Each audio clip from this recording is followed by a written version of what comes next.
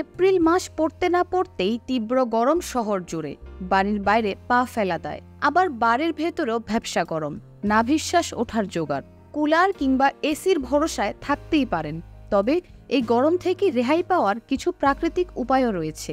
প্রকৃতির অন্দরমহলে এমন কিছু গাছ রয়েছে যা বাড়ির আবহাওয়া ঠান্ডা রাখতে সাহায্য করে।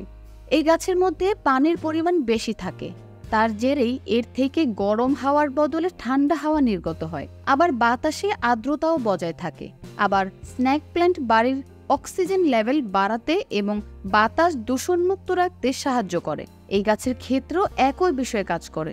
রাবার গাছের পাতা বেশ মোটা হয়, তাতে পানির পরিমাণ বেশি, ফলে বাতাসে আর্দ্রতা বজায় থাকে।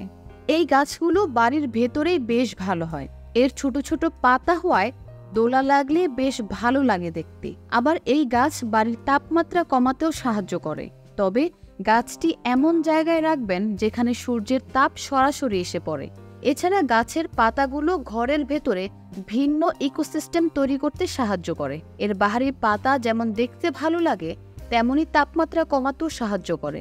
এর সরু সরু পাতা মিলে ঘরের মধ্যেই একটা বুনো পরিবেশের সৃষ্টি করে। এটা মানসিকভাবে গরমের অনুভব কমিয়ে দেয় বলেই মনে করেন গবেষকরা।